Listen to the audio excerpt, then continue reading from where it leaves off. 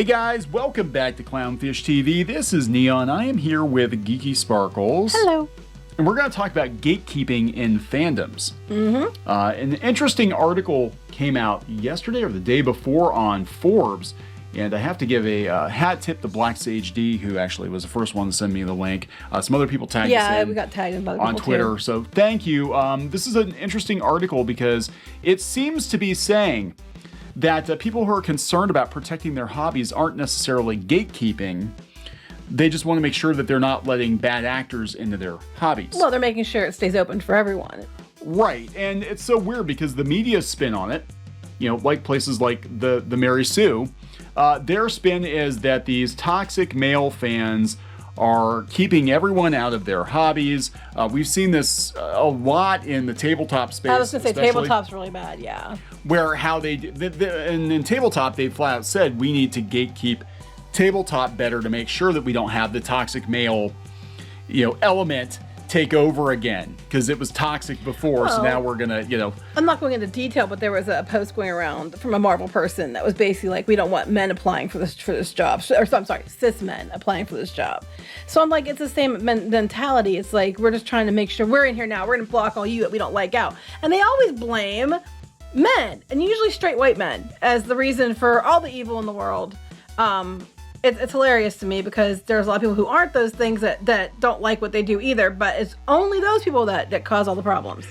Yeah, so, again, I've been talking about things changing. And this is a very 2018, 2016 take. But that was 2018, so probably why. Yep, and we had a lot of media outlets, failing media outlets, by the way, a lot of them getting sold or trying to, stay afloat, hang on by their fingertips, including like sci-fi fangirls that demonized manga fans, anime fans. She read people's asses so hard. And they got shut down because they weren't bringing it. But a lot of these media outlets are struggling now, and they have spent years demonizing fandoms and old school fans. Yeah, that's what gets me. I'll bring up the She-Ra thing here in a bit too, because that was one of the most inclusive fandoms I've ever seen until recently. Yeah, a lot of these fandoms have always been welcoming. I mean, we talk about Dungeons and Dragons quite a bit, and lately because there is such a weird thing going on with gatekeeping in the tabletop community where they're trying to disavow old school players and old school fans and even the Gygax family. It's crazy, but tabletop has always been welcome. A welcome place for people. It's always been welcoming. A lot of fandoms have been. It wasn't until basically Tumblr. I was going to blame Stranger Things. You're going to blame Stranger Things? I think that's when it all started. That's when the gatekeeping, when Stranger Things came out, that's when the gatekeeping for tabletop stuff started. Yeah, because that's kind of when then it became mainstream and it was cool, and they all wanted to be cool 80s kids, even though the people that lived through it didn't get treated the same way. Yeah, I would say, definitely Stranger Things put Dungeons and Dragons back on people's radars, and then, we saw Critical Role blow up at that same time. Yeah, I think Critical Role came out then around that time too, but I think it started with Stranger Things. Yeah, I think the gatekeeping of the fandoms, various, comics. Well, tabletop, I mean. Yeah, tabletop, definitely. But it seems like, we can kind of trace it back to, like, Nerdist and a lot of these, like, Hollywood geek outlets that sort of had installed like fake geek spokespeople, and then they sort of brought the Tumblr crowd in, and it just but when you called someone a fake geek, then you got slapped down because how dare you call someone a fake geek? Now look, I always thought quizzing people on their fandom is the stupidest damn thing, and I don't agree with that ever. But are there people who pretend to be like geeks or something, or they like something just to get in there to try to control stuff?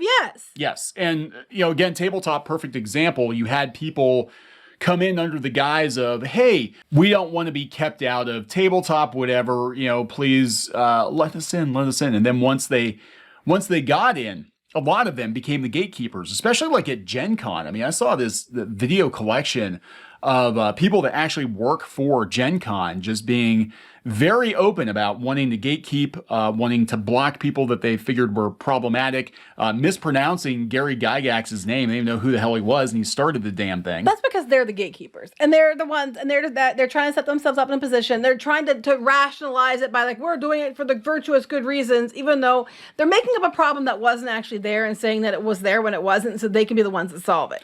And by solving it, they mean kicking everybody out they don't like so they can take it over. That is exactly what we saw happen in comics too. People were like, Why is the comic book industry in such a state right now? It's because people came into the comic book industry not necessarily because they wanted to make comics, but they wanted the platform. They wanted to come in and use the platform. Same for media. Yeah. I mean, there's a media built. There's a warm seat. We can get her a pedestal and platform to sit here and yell at everybody else and tell them what to do and control the narrative. Yeah, and then if anybody calls them out, then they're gatekeeping. Istophobic. They're gatekeeping them. Now, this article, again, coming from Forbes, as I understand it, reading through it, it seems to be sort of advocating gatekeeping in so much as that, fandoms need to be careful they don't let would-be dictators into their midst. So the thing is, the reason they got in was because they were open to begin with. That's the thing. So a lot of these fandoms were open to everyone. Like for She-Ra, for example, it was one of the most inclusive, accepting fandoms I've ever seen. It was for years. Anybody was welcome. I think My Little Pony was another one like that too for the longest time. Yeah. Anyone was welcome. Everybody, I was in these groups. It was like, oh, more the merrier, come on in, and we were all happy to be able to be part of it. And it meant a lot to people. It didn't matter, if you were straight, white, male, female, whatever. It didn't matter. A lot of different people in there, very diverse. And then the new show came out, and immediately it was spun. And then right from the get-go, the PR, the narrative, everything was, if you don't like it, it's because you're a horrible person, and we don't want you here anymore. And then they literally locked it down, so only certain people were allowed to have a voice. They would literally go out and harass people, and if they didn't agree with them, if they didn't say it was the greatest thing ever, their version of it, it's because you're a bleepity blank and certain bullshit narrative name calling here. And then they locked it down, so it was only them and their friends. And it's like, look, that is not what it was. They're claiming triumph about how we finally made it inclusive. It's like, it was before you. It's actually exclusive now. And that's what you want. They want to go in there and make it exclusive to them and their buddies and say that only the people they approve of, that they that like them, can be part of it. That is not what it was supposed to be about. No, and that's it. And that's, people want to make sure that if you're coming into a hobby that you've got the best of intentions and you're not coming in just because, hey, this game thing, this video game thing, this is pretty hot right now. I mean, really, I don't give a shit about games. I mean, play games, but we're going to get in the hot, and then I'm going to use that to get a Netflix deal or something. And we're seeing that in comics right now, too. People are coming in. It's all about their personal identity, and they're just in comics. Identity politics. Yeah, identity politics, and they're just there. They don't care about the comic book industry, clearly. They're just there because they want a freaking Netflix deal. It just blows my mind, because I've seen so many fandoms that were wide open, and everybody was like, well, I'm this and I'm that. And it's like, okay, cool. And now it's like, okay, like with the She-Ra thing too, we saw it. If you don't like everything they like, you're kicked out. Like, for example, like records, I bring up all the time. You can like a band and not like one of the records. Or you can like a band and like most of their songs, but don't like a couple songs. And everybody in your group that liked them too might be like, okay, that's all, you don't like those songs, that's fine. We still like all these other songs we all like, and that's cool. And it went from that to everybody could like what they liked and not like what they don't like to. If you don't like everything we tell you have to like right now, you're out. How dare you? Yeah. We're gatekeeping you out of here. Yeah. You gatekeeper that tried to keep me out, which is a load of shit. Again, things are changing. We're seeing things change. I mean, today, all the videos we've done today, talking about, Hollywood and all the changes, but even looking at the situation with, the movies that are performing well at the box office, they're movies that are fan-pleasing. Mm-hmm.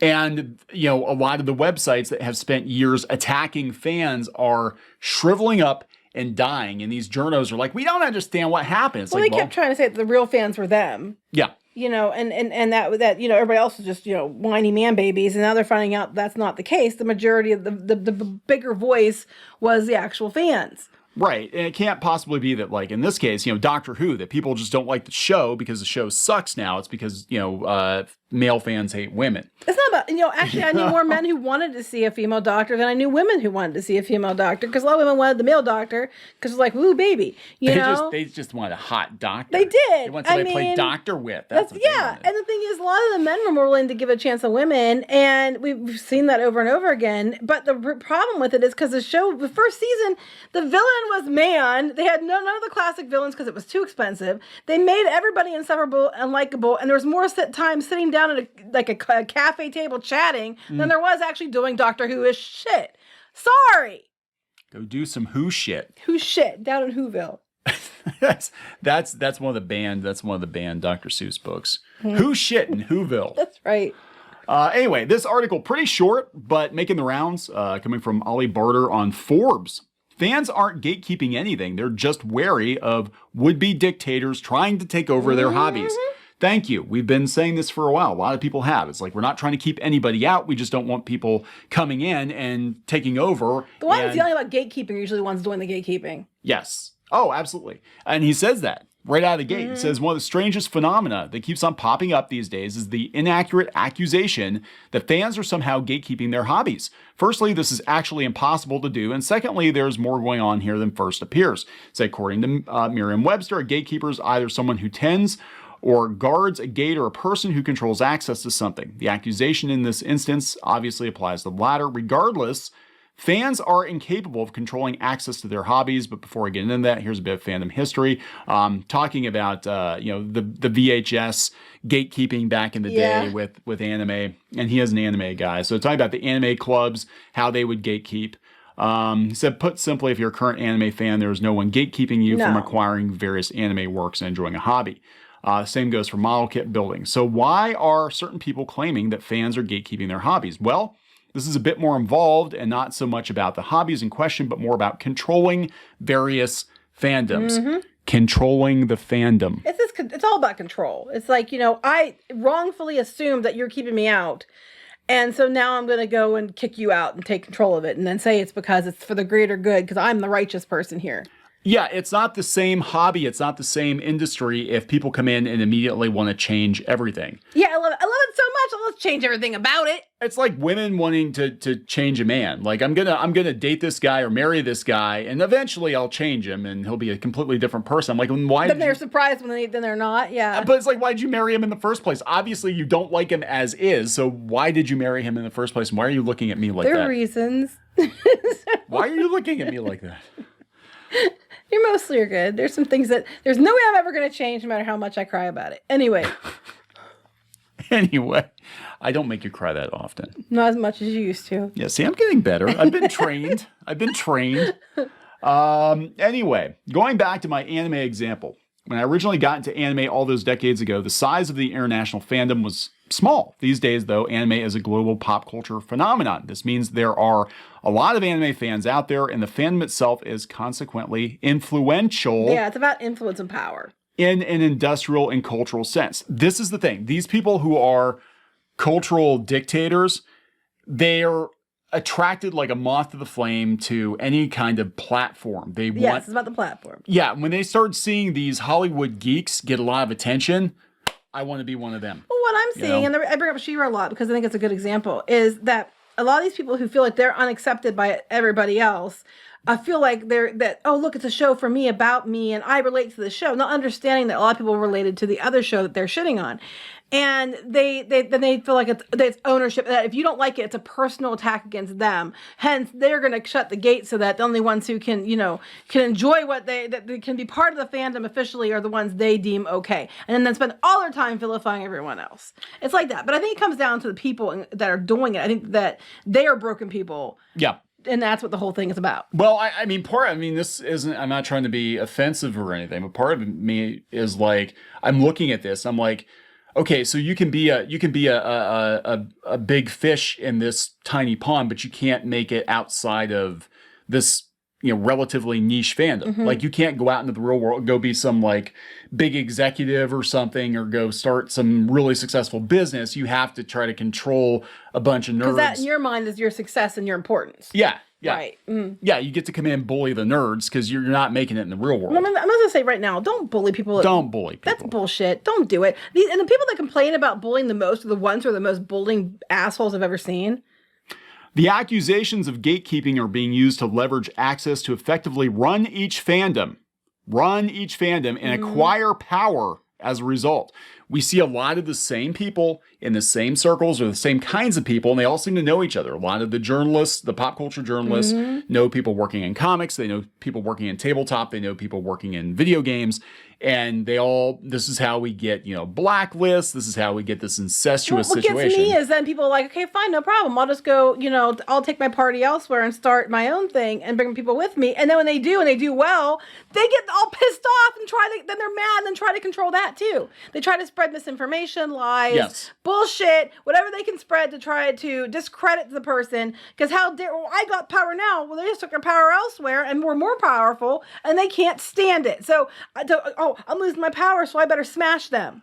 Perfect example. We've talked about before with comics, with Kickstarter, with Comicsgate. So there were some people that weren't happy with the mainstream industry. They're like, hey, a lot of fans aren't happy with the way the mainstream industry has gone now. And not everyone who did it is Comicsgate either. No, but they're like, we're going to go crowdfund. We're not going to work for Marvel and DC anymore, or Dark Horse or whoever. We're going to go crowdfund our own books. You can have it. We're going to go do our own thing. No problem. You can have it. You've already run it into the ground. You can have it. We're gonna go start our own little island over here. Whatever. We're not bothering you. Just go.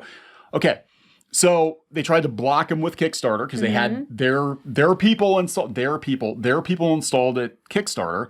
They tried to block them there, and then when they couldn't block them from Indiegogo, they started disparaging Indiegogo and saying anyone who went to Indiegogo was a Nazi and all this other shit because they couldn't control them over there. And you better believe, and I know for a fact that there were some people going around trying to get Patreons taken down, channels taken down. You better believe there were many complaints sent to Indiegogo with a bunch of lies in it to try to get them to shut down campaigns because they can't stand it. We saw it with the people that do TSR. Remember their one convention, the one person was sending them threats. And then I was thinking about some of the different things we've seen. Like I was thinking of Peter Simeti, because Peter Simeti they were accusing him of stuff because he said he didn't want his people blocking fans unless they had good reason. Yeah. And they equated that to how dare you, called him a white supremacist when he's not white, and then turned around and then did everything they could to cause him trouble. But then when they started having issues, like when COVID started and certain different things happened and they needed a lifeboat, they were trying to be nice to him to get him to tell them how he did it so they could steal his lifeboat. He didn't, thank goodness. Yeah, I'd be like, you figure it out. You knew better than me.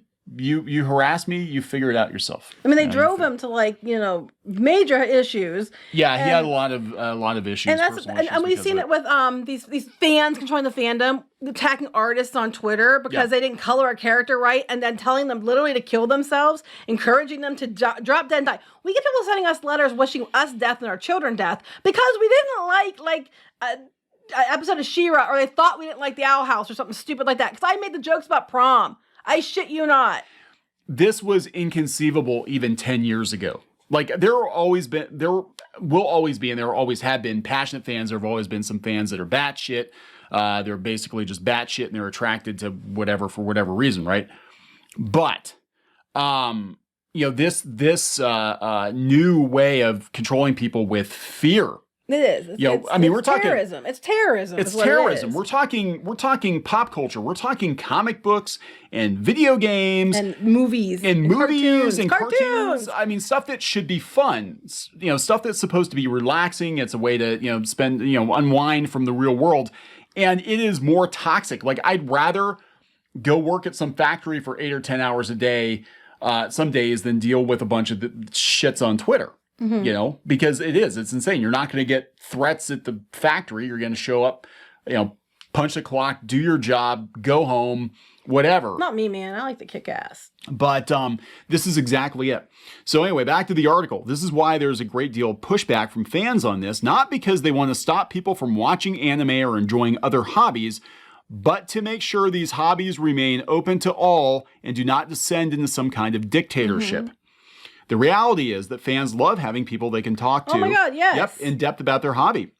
This kind of involved and almost studied discussion of a hobby is actually what keeps various fandoms ticking along. How many times have you been somewhere and you met somebody who liked the same things you did, and it was just you kept talking and talking and talking, and you guys were all, you just click, and then it's just oh my God, yeah. Do you remember that episode? Did you read that comic book? Did you play? Do you remember this one game? Did you play that? Do you remember what? Yeah, I mean, that's it. They keep going on about Star Wars and how, women were kept out of Star Wars, which is the biggest load of shit ever, beyond, for many reasons. But when they had the special editions come out, I mentioned this before, I went out with my one friend, who was also a girl, and we were in the line. We tried to be first. Sometimes we were first. We usually were second because this other guy beat us all the time. But we go out there and we'd be in line, and we'd be like the only girls, and to be front of the line. When you go further back, a lot of the girls showed up too. But the front of the line, it was just us and a bunch of dudes. Not once did any dude act like, why are you here? You shouldn't be here. It was all like, hey, what did you like about this? Oh, I like that. Oh, so did I. And they're like, oh my gosh, it's so cool that you like this stuff. And they were all more, it's like, you're like the rare unicorn, and they're happy to have you. I never had anybody tell me that, oh, let me teach you because you don't know anything, girly. Not once. Yeah. I'm not saying it doesn't happen, because I'm sure it does, but for the most part, they were just excited to be there and talking away. Yeah, people have, look, there are bad experiences. I've had bad experiences.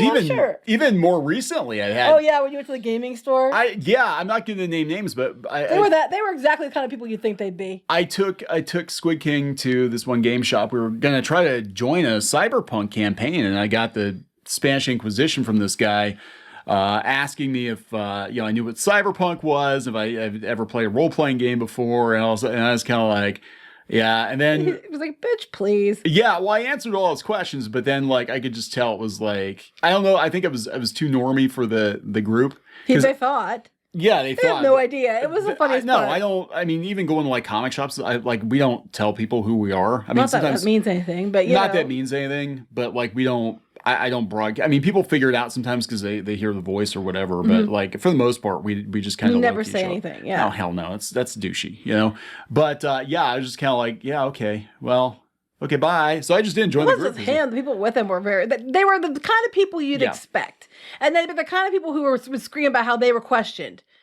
They're the ones that are doing the questioning. Yeah, I mean, not to be stereotypical, but there might have been blue hair, shaved head person amongst their party. People amongst. Anyway, that's neither here nor there. So I've been on the receiving end of that too. That's only been recently. That was within the last year or so. And you know what? The only time I've ever had shit from people about, questioning. The only times I've had trouble with people questioning me as a fan has been recently. And it's from these people. I don't call them a misogynist, internalized, all kinds of names, because I question something they don't agree with. Like they can't stand it. It drives them nuts. It's just insane. It's only been recently that I've had to deal with it. So basically he's saying that, it's not in the interest of fans to limit access to a hobby. If people are genuinely curious about a hobby, then fans almost always tend to offer their help and insight. True.